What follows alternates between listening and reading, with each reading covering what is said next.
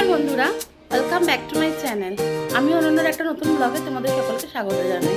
জোড়াটা আজকে বেশ ভালো গরম পড়েছে, কলকাতার মতো নয়, তবু কিন্তু ভালোই গরম। তো চলো, গরমে ভাবলাম আজকে কি রান্না করব।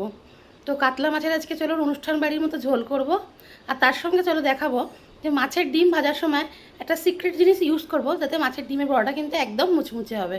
তো চলো এবার রান্নাঘরে যা। কাতলা মাছটা রান্না করবো, তার জন্য দেখো কাতলা মাছের নুন হলুদটা মাখিয়ে মাছটা ভাজতে বসিয়ে দিয়েছি। মাছগুলোকে দেখো লাল লাল করে ভেজে নিয়েছি, এবার মাছগুলোকে উঠিয়ে রেখে দেবো। এবার আলুগুলোকে লাল লাল করে ভেজে তুলে রেখে দেবো। এবার তেলের মধ্যে দেখো দুটো এলাচ দেবো, তেজপাতা আর কালো জিরে ফোড়ন। 1 থেকে 2 সেকেন্ড ফোড়নটা একটু ভেজে নেব।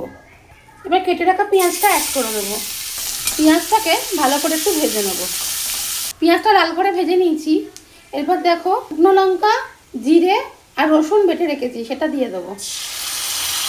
আদা বাটা দেবো, হলুদ গুঁড়ো দেবো, কাশ্মীরি লঙ্কার গুঁড়ো, অল্প করে একটু ধনের গুঁড়োও দিয়ে দেবো। মশলাটাকে দেখো খুব ভালো করে একটু কষিয়ে নেব।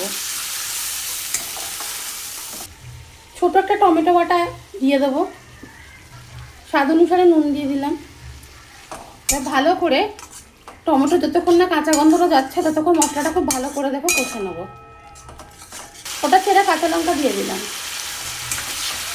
মশলাটাকে দেখো খুব ভালো করে কষিয়ে নিয়েছি। এবার পরিমাণ মতো জল দিয়ে দেবো। এবার ঝোলটা ফুটে উঠলেই মাছ আর আলুগুলো দিয়ে দেবো। ঝোলটা ফুটে উঠেছে দেখো, মাছ আর আলুগুলো দিয়ে দিয়েছি। এবার সব শেষে ওপরে একটু ধনে পাতা কুচি দিয়ে দেবো। ব্যাস, ঝোলটা ভালো করে ফুটে গেলেই মাছের ঝোলটা আমার রেডি হয়ে যাবে। মাছের ডিমের টক হবে দেখো, তাই ডিমগুলোকে একটু নুন হলুদ মাখিয়ে আগে ভেজে নিচ্ছি। ভালো করে ভেজে মাছের ডিমগুলোকে তুলে রেখে দেবো। টক বানানোর জন্য দেখো সবার প্রথম তেলের মধ্যে সর্ষের ফোড়নটা দিয়ে দেবো। এবার দেখো তেঁতুলটা অ্যাড করে দেবো। এবার পরিমাণ মতো দেখো অল্প করে একটু জল দিয়ে দেবো। দেখো মাছের ডিমের বড়াগুলো টকের মধ্যে দিয়ে দেওয়া হয়েছে। এবার পরিমাণ মতো নুন দিয়ে দিলাম, পরিমাণ মতো মিষ্টি দিয়ে দিলাম। খুব ভালো করে ফুটলেই কিন্তু বড়ার টক আমাদের রেডি হয়ে যাবে। মাছের ডিমটাকে দেখো ভালো করে চটকে নেওয়া হয়েছে। এরপর এর মধ্যে পেঁয়াজ কুচি দিয়ে দেওয়া হবে, লঙ্কা কুচি, রসুন বাটা, হলুদ গুঁড়ো,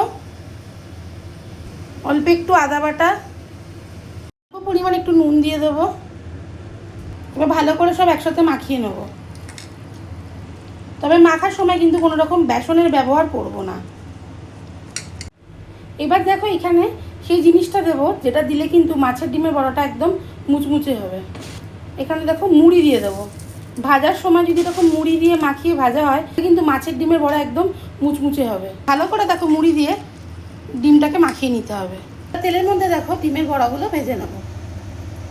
আজ দুপুরের খাবারে আছে দেখো সাদা ভাত, মাছের ডিমের বড়া, ডাল, কাতলা মাছের ঝোল, মাছের ডিমের টক, দেখো স্যালাড।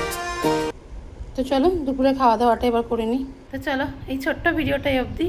তোমরা সবাই ভালো থেকো, সুস্থ থেকো। আবার একটা নতুন ব্লগে তোমাদের সকলের সঙ্গে দেখা হবে। চলো টাটা, বাই বাই। আর ব্লগটা ভালো লাগলে কিন্তু অবশ্যই লাইক শেয়ার কমেন্ট করতে ভুলো না। আর প্লিজ চ্যানেলটাকে সাবস্ক্রাইব করে দিও।